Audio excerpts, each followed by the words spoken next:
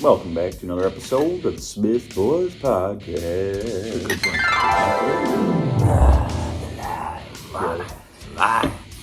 The Lions did not disappoint today, brother. The Lions ain't disappointed in a while, brother. There was no trap game today.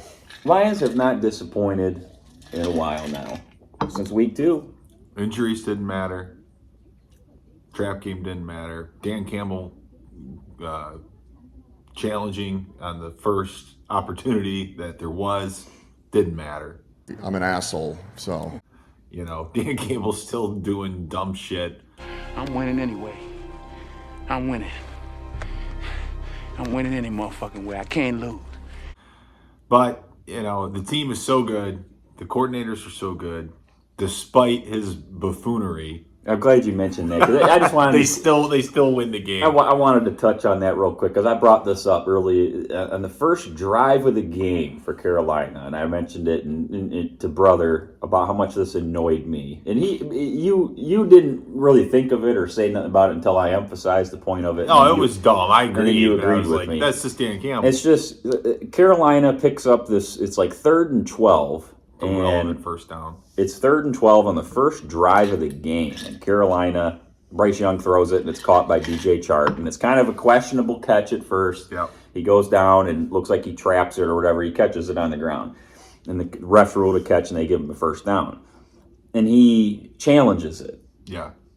And we're like a minute into this game. And I'm like, I get it from the standpoint that you think that he might have not caught it. Correct. But it's also like, this is what I'm talking about with Dan Campbell being a buffoon and a Viking idiot. Because it's like, this is such an irrelevant play in the grand scheme of the game. Mm-hmm. It's the first drive of the game. Yeah. And all it is for a first down. So you're risking a timeout. You don't know how this game is going to play out, but you're risking a timeout here in the first half for just an irrelevant play. I mean, it didn't matter. It didn't matter, but you didn't know. But you didn't know it wasn't going to matter. I know. But like those are the little things that grind us. I guess when we watch a Lions game, it's situational awareness. It's situational football. Like this play didn't matter. No, but they ended up going. They dominated, brother. There's nothing to talk about. They dominated. They kicked the shit out of Carolina. They 42, ran the 24. ball all over them. Now, why didn't they run the ball more? I mean, this game was in hand. By the end of the first half, it was 28-7. Yeah, maybe they knew Montgomery was kind of wearing a little thin there because they rode him pretty hard and put him away wet. They did ride Montgomery to this win. I mean, they didn't throw the ball as much. Maybe I think he had 19 for 109. I think here. He had 19 carries for 109 and a touchdown, and then Craig Reynolds had like 7 or 8 carries. 19 for 109, so he had 5 points, almost 6 yards a carry. He had a 40 no Gibbs, long to 42. No Gibbs. I do want to touch on one glaring buffoon though, which Smith Boys told you. Hang on. Smith Boys told you. I knew you couldn't wait for this, brother. Smith Boys told you. We're not the kind of guys that say, we told you so, but we told you so. And I told you when you drafted him. Yeah. Jamison Williams sucks. I don't want him back. Go do something else. Bye-bye. Yeah. He had a prime opportunity. He had a little slant. He was out lined up at the bottom of the screen. He was in the slot and little in. He heard footsteps and he just flat out dropped the ball. He did not want to catch the ball. He heard footsteps. He knew there was a guy that was going to be there, but there was a decent distance there where he wasn't going to get popped right away. But still, he could have caught the ball. It went right through his hands. And then he caught like a little wide receiver bubble screen. He caught that, 3 yards. And he lost 2 or 3 yards on that. He got tackled immediately. And that was the end of J-Mo. You blew it! That was it. He had that one little reverse or something like that. That was a flip back or whatever it was. That was a catch too, technically. But other than that, that was all that was they're said to be about J-Mo. He has 4 career drops and 2 catches in his career. Superstars! Yeah. It's got buffs written all over it, brother. I mean, and this is something that I had said and you agreed with and you had said and we've reiterated time and time again. He is a guy that he's going to wow you here or there. Yeah. A time or two throughout the season, he's going to wow you. He'll get you 6-7 touchdowns on some deep passes. He's going to wow you with his speed, but he's going to drop a lot of balls. He's going to drop a lot of passes. And I think he's going to frustrate you more than he's going to wow you. He's overrated and he's a big piece of trash. Yeah. Which tells me he ain't any good. No, he's not going to be Jamar Chase or Justin Jefferson. No. If that's what you're thinking, if that's what you're hoping, if that's what your expectations are or wanting it to be, he's just simply not that. His ceiling to me was, I don't even know if I don't even want to go this far because this guy had better hands. He ended up killing somebody and ended his career. But Williams was on track to like be a poor man's Henry Ruggs. Oh boy. For the Raiders. Yeah. But Henry Ruggs had better hands and didn't drop balls. But like he was kind of a one-trick pony with the deep routes. Yeah. You know, run quick slants, deep slants, and straight lines. That's what Henry Ruggs did. And he would wow you with the speed here or there when they did target him. Didn't drop any balls, but J-Mo was going to wow you here or there. But he's going to drop a lot of balls. Yeah. Defensively, though, to look at this game real quick on the stats. I was a little disappointed in defensively because they made Bryce Young look not bad. Bryce Young had 3 touchdowns, threw for 250 yards. Yeah, he did. You know, a couple interceptions that were pretty egregious. They had 26 first downs. Carolina had 26 first downs. That's a lot of first downs. 5 for 10 on third down.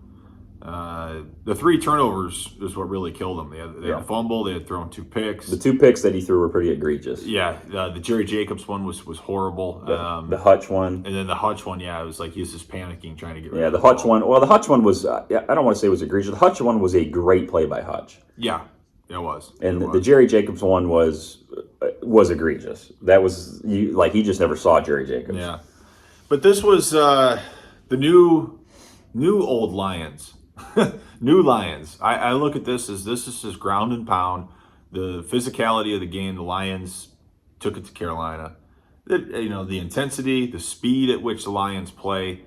Carolina just was no match. They really weren't. The game was over at halftime, and then the second half it was just like, okay, let's just keep everybody healthy. Yeah, the Lions took care of business. I mean, they played with the 3 pillars. Yeah, they did. Played with the 3 pillars. They were more physical. Yeah.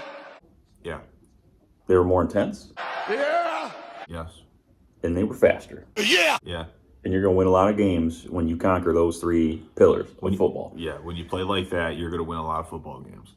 Josh Reynolds looked good. Sam Laporta continues to look like a star. The kid's a star. Yep.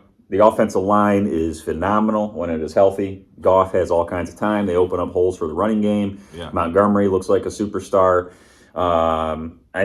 Montgomery's a horse, man. Yeah. Montgomery's a horse. Laporta's a good player. They found something in Laporta.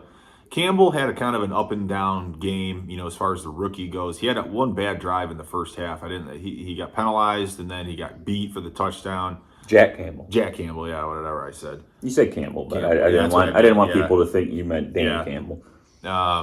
But they didn't really miss Branch that much. Maybe in the secondary piece of it. Because Adam Thielen kind of had his way with that zone. Yeah, but around the line of scrimmage and stuff, Branch making plays, they didn't really miss him that much. But in the secondary, I think they did. And I think they missed C.J. Gardner-Johnson a little bit today, too, because Thielen did burn him a little bit. But I thought overall, the pass rush was fine. Bryce Young was running for his life most of the game. Improvising in the backfield and trying to throw the ball away. Hutch had a sack. Yeah. And another interception. So defensively, I think the Lions are just mean, nasty, tough to play against. The 24 points worries me a little bit against Carolina. I think there was some garbage shit thrown in there. Yeah, there is. But I mean, we both came into this game and I said 30-13. You said 31-16, 31-13. Yeah. So I mean, there was most people when you listen to like pregame analysis of this game, like nobody really had Carolina scoring more than 10, 13 points. I didn't see it. They ended up scoring 24. I was like, damn, man, that's Carolina. Like, you're lucky you scored 42 because you score 24 points in the NFL. There's a good chance you're going to win that game. Yeah, for sure. Like, 24 points is enough to win a lot of games in the NFL. So it is. Lions are lucky that Ben Johnson and their offense were able to, really put their foot on the gas and go all out today. And I got to say, the NFL has not, and I can't believe I'm saying this, the NFL has not had an MVP caliber type guy really arise yet this year. Nobody's emerged and emerged to be a league MVP. And I got to say, I can't believe it, bro. Brother said this earlier during the game, and I'm like, I can't you could believe throw his it. hat in I there. can't Throw his, his believe- name in the hat. I'm going to say this, but Jared Goff could be in the discussion to be league MVP. Oh my God. Do you hear that, Lord? You could throw his name in the hat. I wouldn't shit on it. Would we? wouldn't. Would we? We were not thinking this to start the season, that Jared Goff could be in the discussion for league MVP. Do you right need to now. re-sign him? I mean, do you let the season play out and re-sign him? You gotta let the season play out because you don't know if you don't know if he's gonna get injured. Yeah, he gets blow hurt. his knee out, blow his shoulder out, break his collarbone. Like you don't know what something could happen. If he continues to play this way, though, I mean, I'd be damn tempted. But I'm also leery because I know at the end of this year, his best friend Ben Johnson is gone. So I do not want to re-sign him to a big contract, lose my offensive coordinator who has made Goff look like a star. Yeah. And then now I'm got this albatross of a contract on Jared Goff and no offensive coordinator that made him earn that contract. So I'm still a little leery. It's a little of that. tricky situation that the Lions are going to have to navigate. Do you pay him? You lose Johnson? Does somebody step up, internally within the team and take over as OC? All those things got to be considered. You drafted Hendon Hooker last year in the third round, which that appears to be a wasted pick too. Yeah. If you, Which we said at the time, especially if you re-sign Goff, it's almost to me. I'm at a point now where like Ben Johnson is gonna get head coaching opportunities at the end of this year. Do you? If you're Dan Campbell or Brad Holmes, I go to Sheila Ford and I say, look, this guy is a huge piece. Like if you don't win the Super Bowl this year, but you're right there. Yeah. I got to go to like Sheila Ford and say, look, we can't lose Ben Johnson. Like if we need to renegotiate his contract and pay him like a head coach, I think we need to pony up and renegotiate his contract and pay him whatever he wants to stay here as our offense coordinator because we cannot afford to lose him to another team to be their head coach. Because when you lose an offensive coordinator like that, you're basically starting all over again. Like I said, I mean, like a part of that is like who steps up internally. Does a quarterback's coach take over? Is there a running backs coach that takes over? Is there somebody that try to, can keep it consistent, or does Ben Johnson pluck a guy or two that is currently on the staff to form his new staff when he goes to the Raiders? You would think that he would have to pluck somebody. You would think so. Goes to the Raiders. You would think so. But another guy that I thought played really well and has played well this season is Josh Reynolds. He's another guy that I think has stepped up. He had a touchdown today. Nice little catch at the back of the end zone. Had a drop. Yeah, he did have a drop it. Then he came right back. Goff went to him on the very next play. And then he had a nice touchdown catch in the back of the end zone. But I don't want to. But I don't kill him for a drop because he's not notorious for dropping passes. I will kill Jamison Williams because Jamison Williams is notorious for dropping balls. Yeah. So when he continues to drop them, it deserves and it warrants being pointed out. Josh Reynolds can drop a ball, and I'll just say I dropped a ball, but I'm not going to kill him for it because he's not notorious for that. It's a random occurrence. It's not the rule like it is for Jamison Williams. The community lit him up. The community lit him up. He should. When that happened, because there's a lot of people that are just blatant, blind defenders. It's like the Donovan Edwards thing. Donovan Edwards sucks, okay? He runs like a blind man, and everyone's sitting there wanting to defend him. He ain't any good. He's just not any good. I mean, he's a one-trick pony, just like J-Mo. He's a one-trick pony. When everything lines up. I ain't gonna go that far. I think you praising God that you had Donovan Edwards against Ohio State last year. For sure. To say he sucks is and absurd. against he had a nice game against Purdue and a nice game against. I definitely TCU. don't think Donovan Edwards sucks. I think he's not being. I think he's kind of a victim of the Jameer Gibbs situation. He's not being used. He doesn't get used appropriately. Yeah, I get it, but that's my own. I mean, if one critique of Michigan is Donovan Edwards ain't shit. So, brother, we got the road against Tampa Bay next week. We'll do our own pod on that, a pregame for that, probably next weekend. Get that posted before game day. But I'm impressed. I don't want to go all crazy like other people are doing because everybody's all lapping it up. But it's you want to crown them? I mean, I already crowned them. That's why it's like I don't want to get all crazy about this. You did what you should have did in this game. You beat the shit out of Carolina. That was what I expected. I expected you to dominate this game. And they did. Yeah. They did dominate this game. That's what I expected to happen. They didn't SOL it away and lose it and have the same old Lions loss. I would have liked to see the defense play a little bit better, but I think it got to a point in that game where it was so well in hand that you kind of let your foot off the gas, and another team is able to kind of creep up in garbage time. Yeah. And that's just how the NFL goes. But the game was never in doubt, and that's what I said in the pregame. If you watch it, I don't think this game will ever be in doubt from the moment it kicks off, and it wasn't. And the Lions took care of business. So I don't want to get all holier than thou about it and blow it all out of proportion, because they did what was expected. Yeah, that's exactly what they did. I mean, this was a game that it should have been a business meeting, and that's exactly what it was. The Lions took care of it, and next week they go to Tampa Bay, and that one might be a tough game. It'd be tougher. Road games in the NFL are no joke. There's your trap game. That's a trap game, I think, going down to Tampa. That's a trap game.